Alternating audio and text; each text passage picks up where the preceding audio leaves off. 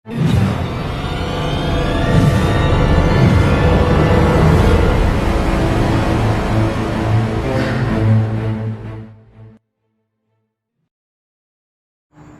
To केमोलॉजी education.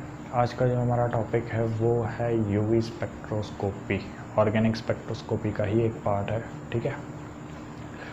और इस video को देखने से पहले, या यूँ कह लो कि यूवी स्पेक्ट्रोस्कोपी पढ़ने से पहले, आप एक वीडियो है इंट्रोडक्शन टू स्पेक्ट्रोस्कोपी, नीचे लिंक दे रखी है, वो वीडियो ज़रूर देखना, क्योंकि उसी वीडियो में मैंने स्पेक्ट्रोस्कोपी की कुछ जनरल बातें बता रखी है कि हमें स्पेक्ट्रोस्कोपी में कौन कौन से टॉपिक्स पढ़ने होते हैं, क्या इसको नॉर्मल पढ़ने का तरीका है, और किस तरीके से जो स्पेक्ट्रोस्कोपी है उसमें हम मॉलिक्यूल को आइडेंटिफाई करते हैं, ठीक है, क्या इसकी टेक्निक होती है, ठीक है। तो ये मैंने सब उस वीडियो में बता रखा है आपको। नेक्स्ट जो बात है वो ये है कि एग्ज़ाम पॉइंट ऑफ व्यू के हिसाब से अगर हम बात करें तो जनरली नेट और गैट में ही हमें इस यूवी स्पेक्ट्रोस्कोपी से क्वेश्चन देखने को मिलते हैं, और वो भी रेयरली देखने को मिलते हैं, ठीक है। तो कोई ज़्यादा इम्पोर्टेंस का है नहीं चैप्टर, लेकिन फिर भी पढ़ना तो ही, ठीक है। तो स्टार्ट करते हैं यूवी स्पेक्ट्रोस्कोपी।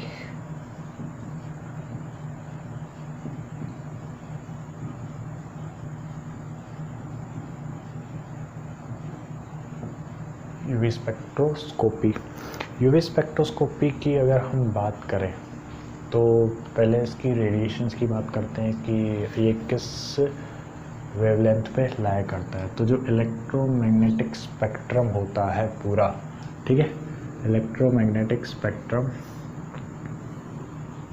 तो उसमें जो यूवी रीजन है, ठीक है, यूवी रीजन जो है वो 200 नैनोमीटर से 400 नैनोमीटर की वेवलेंथ के बीच में लाई कर रहा होता है, और उसके आगे जो रीजन होता है वो होता है विजिबल रीजन।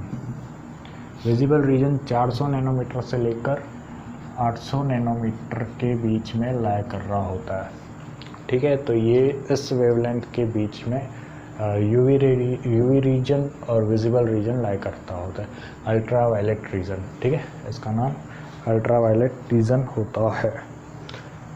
उसके बाद यूवी स्पेक्ट्रोस्कोपी को ही हम इलेक्ट्रॉनिक स्पेक्ट्रोस्कोपी भी कहते हैं।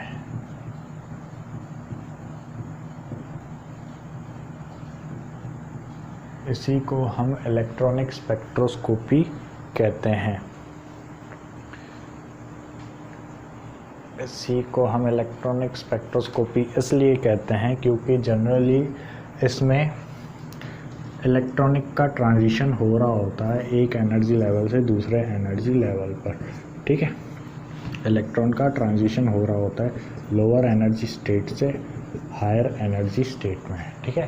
तो जनरली इलेक्ट्रॉन के ट्रांजिशन की वजह से ही इसी स्पेक्ट्रोस्कोपी को हम इलेक्ट्रॉनिक स्पेक्ट्रोस्कोपी भी कहते हैं। अब जो दूसरी बात ये है कि जो इलेक्ट्रॉनिक ट्रांजिशन होता है, तो जाहिर सी बात है कि मैंने पूरा इंट्रोडक्शन में बता रखा है कि जो इलेक्ट्रॉनिक ट्रांजिशन होता है वो इस वजह से होता है क्योंकि इलेक्ट्रॉन जो मॉलिक्यूल है वो एनर्जी को एब्जॉर्ब करता है, जो हम है ना, ठीक है।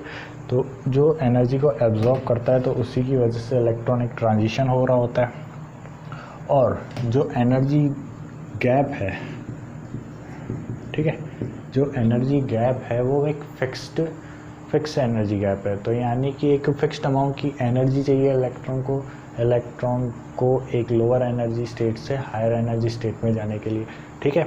तो एक फिक्स्ड अमाउंट की एनर्जी ही इलेक्ट्रॉन को एक्साइट करवा सकती है। अगर हमने उस रिक्वायर्ड एनर्जी से कम एनर्जी अगर इसको प्रोवाइड करी तो इलेक्ट्रॉनिक ट्रांजिशन नहीं हो पाएगा, इलेक्ट्रॉन लोअर लेवल से हाई लेवल पर नहीं जा पाएगा, ठीक है। ये तो हुई इलेक्ट्रॉनिक स्पेक्ट्रोस्कोपी के बारे में बात की, हम इसको इलेक्ट्रॉनिक स्पेक्ट्रोस्कोपी क्यों कहते हैं। अब नेक्स्ट जो बात है वो ये है कि विजिबल रीजन की भी थोड़ी बहुत बात कर लेते हैं। विजिबल रीजन वो रीजन होता है, ठीक है, जब कोई मॉलिक्यूल या कोई भी चीज़ इस रीजन की या इस रेडिएशन को एब्जॉर्ब करती है विजिबल रीजन के बीच, ठीक है, 400 नैनोमीटर से 800 नैनोमीटर के बीच वाली रेडिएशंस को एब्जॉर्ब करती है, तो तभी हमें वो चीज़ दिखाई देगी, ठीक है। अगर इस रीजन की रेडिएशंस के अलावा अगर वो कोई और रेडिएशंस को एब्जॉर्ब करती है तो जनरली हमें वो चीज़ दिखाई नहीं देती। इसी की वजह से हमें चीज़ जो है वो कलरफुल दिखाई देती है, ठीक है। ये तो हो गई विजिबल रीजन की बात। अब नेक्स्ट जो बात है, ये तो जनरल बातें हो गई कुछ स्पेक्ट्रोस्कोपी के बारे में कि वो किस रेडिएशंस में लाया करती है, क्यों उसको इलेक्ट्रॉनिक स्पेक्ट्रोस्कोपी बोलते हैं और क्या इसकी वेवलेंथ रीजन होती है, ठीक है।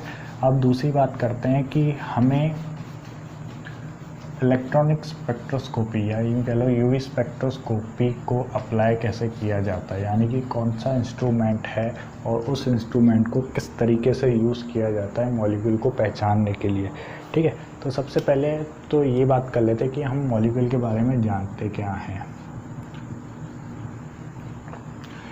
इस स्पेक्ट्रोस्कोपी को यूज़ करके हम मॉलिक्यूल के बारे में एक तो ये जान पाते हैं कि मॉलिक्यूल कंजुगेशन में है कि नहीं है, ठीक है, उसके अंदर कंजुगेशन प्रेजेंट है या नहीं है।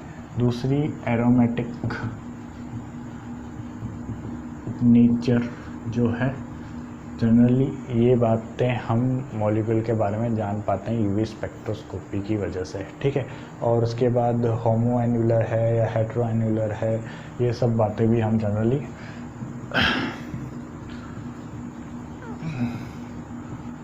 या हेट्रो एन्युलर है कि नहीं है, जनरली ये बातें हम यूवी स्पेक्ट्रोस्कोपी की हेल्प से जान पाते हैं मॉलिक्यूल के बारे में। अब दूसरी बात करते हैं इंस्ट्रूमेंटेशन की। इंस्ट्रूमेंट जो यूज़ होता है यूवी स्पेक्ट्रोस्कोपी में, तो वो जो इंस्ट्रूमेंट होता है वो होता है स्पेक्ट्रोफोटोमीटर, ठीक है। स्पेक्ट्रोफोटोमीटर जनरली यूज़ होता है यूवी स्पेक्ट्रोस्कोपी में मॉलिक्यूल की कुछ बातें जानने के लिए, ठीक है। तो ये स्पेक्ट्रोफोटोमीटर करता क्या है, तो जैसे ही हम यूवी रेडिएशंस को मॉलिक्यूल के ऊपर अप्लाई करते हैं तो कुछ रेडिएशंस को तो मॉलिक्यूल एब्जॉर्ब कर लेगा और कुछ रेडिएशंस को एमिट कर लेगा। तो जो एमिटेड रेडिएशंस होती है, ठीक है, तो उन एमिटेड रेडिएशंस को डिटेक्ट कौन करता है,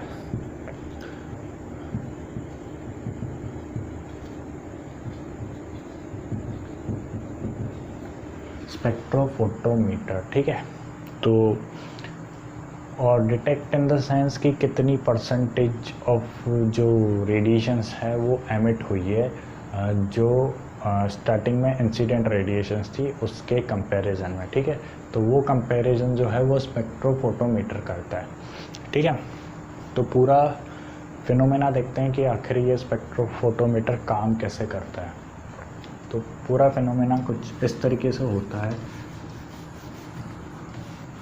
देखना कि सबसे पहले तो एक लाइट सोर्स लेते हैं, ठीक है, जिससे ये कुछ भी बल्ब मान लो या कैंडल मान लो, जिससे लाइट एमिट हो रही है, ठीक है। अब जो लाइट एमिट हो रही है तो पहले तो उसको एक प्रिज्म से पास करते हैं, ठीक है। ये कुछ स्पेक्ट्रम में एमिट हो जाएगी, ठीक है, 7 कलर्स में स्प्लिट हो जाएगी। फिर एक स्लिट लगा के रखते हैं, स्लिट, ठीक है। ये स्लिट जो होता है वो रिकॉर्डिंग पर्पस के लिए होता है कि कितनी रेडिएशंस के बीच में जो है ये जो इंसिडेंट रेडिएशंस है वो कितनी वेवलेंथ की है, तो इनका रिकॉर्ड रखता है ये स्लिट, ठीक है। अब स्लिट से जो है स्लिट से ये रेडिएशंस पास होगी, ये पास होगी एक मोनोक्रोमेटर के थ्रू, ठीक है, मोनोक्रोमेटर के थ्रू पास होगी। मोनोक्रोमेटर क्या करेगा कि इन जो रेडिएशंस को है ना 2 इक्वल पार्ट्स में डिवाइड करेगा, 2 इक्वल पार्ट्स में डिवाइड करेगा।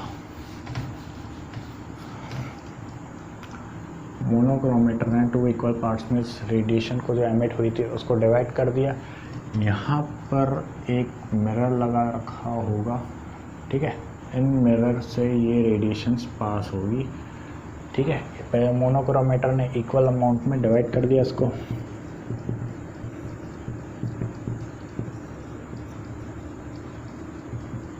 इक्वल अमाउंट में डिवाइड कर दिया। और ये क्या है, मिरर, ठीक है, मिरर लगा रखा है। मिरर से फिर ये जो पास होंगी, यहाँ पर मॉलिक्यूल का सैंपल रखा हुआ है, ठीक है, मॉलिक्यूल का सैंपल रखा हुआ है। तो ऊपर तो जो रखा हुआ है वो है रेफरेंस सैंपल,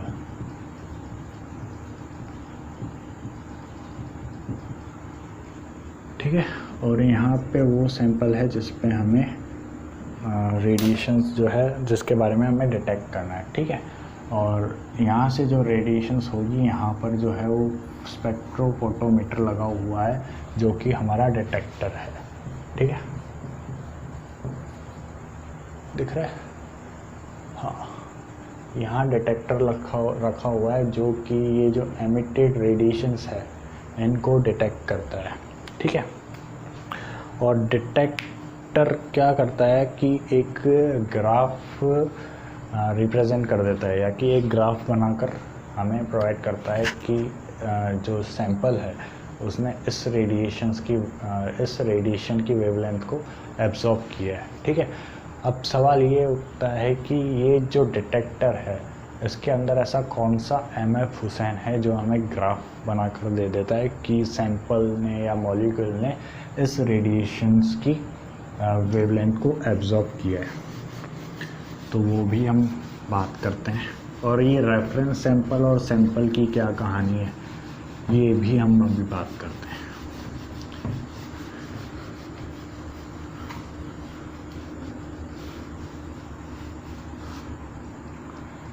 तो डिटेक्टर की अगर हम बात करें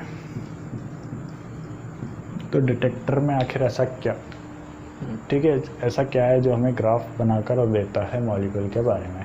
तो इसके अंदर क्या होता है कि सबसे पहले तो हमने देखा कि सैंपल थे, एक तो था रेफरेंस सैंपल, ठीक है, और एक क्या था, नॉर्मल सैंपल, ठीक है। जो नॉर्मल सैंपल होता है ना, उसमें हम क्या करते हैं कि इसको एक सॉल्वेंट के साथ लेते हैं, सैंपल को एक सॉल्वेंट में हल्के अमाउंट में डिज़ोल्व कर लेते हैं। और रेफरेंस सैंपल में हम वही सेम सैंपल को प्योर अमाउंट में लेते हैं, ठीक है। और जो स्पेक्ट्रोफोटोमीटर यूज़ करते हैं, जो आजकल के मॉडर्न स्पेक्ट्रोफोटोमीटर होते हैं, इन्हीं को हम जो है डबल बीम इंस्ट्रूमेंट भी कहते हैं। डबल बीम इंस्ट्रूमेंट इसीलिए कहते हैं क्योंकि जनरली ये जो याद करोगे मोनोक्रोमेटर जो था वो बीम जो एमिटेड रेडिएशंस थी उनको 2 इक्वल पार्ट में डिवाइड कर रहा था, ठीक है। और फिर वो इक्वल पार्ट में डिवाइड करके रेफरेंस सैंपल और सैंपल जो नॉर्मल सैंपल है सॉल्वेंट के अंदर, उन रेडिएशंस को एब्जॉर्ब कर जो एमिटेड हो रही थी रेडिएशंस उनको डिटेक्ट कर रहा था, ठीक है। तो यानी कि 2 टाइप की रेडिएशंस एमिट हो रही है, ठीक है। अब जाहिर सी बात है कि डिटेक्टर किस तरीके से हमें ग्राफ बनाकर देता है। तो जाहिर सी बात है कि प्योर अमाउंट ऑफ सॉल्वेंट है और एक प्योर अमाउंट में सैंपल है और एक सॉल्वेंट में डिज़ोल्व सैंपल है। तो जो ये एब्जॉर्ब करेंगे रेडिएशंस वो दोनों अलग अलग होगी। जाहिर सी बात है कि सैंपल के साथ जो सॉल्वेंट है वो सॉल्वेंट भी कुछ रेडिएशंस को एब्जॉर्ब करेगा। तो यानी कि जब इसके एब्जॉर्प्शन के बाद जो एमिटेड रेडिएशंस होगी वो वीक होगी, सही है। वो एमिटेड रेडिएशंस कैसी होगी, वीक होगी। और यहाँ से जो एमिटेड रेडिएशन होगी वो थोड़ी डेंस होगी, ठीक है। अब इस डिफरेंस की वजह से डेंस रेडिएशंस और वीक रेडिएशंस, तो इसी डिफरेंस की वजह से एक अल्टरनेटिंग करंट जनरेट होगा। इसी की वजह से डिफरेंस की वजह से एक अल्टरनेटिंग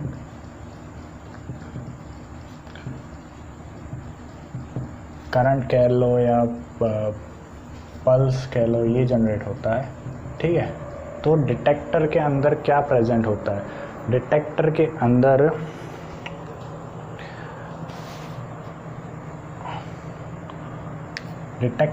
अंदर फोटो सेल प्रेजेंट होते हैं एक तो।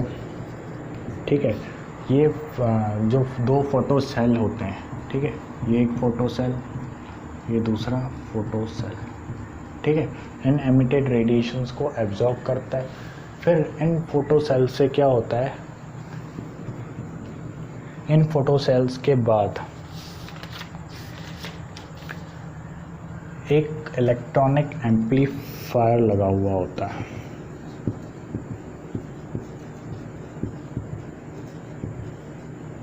ठीक है, एक इलेक्ट्रॉनिक एम्पलीफायर लगा होता है और उस एम्पलीफायर से एक सर्वो मोटर लगी हुई होती है और उस मोटर से एक पेन अटैच्ड होता है।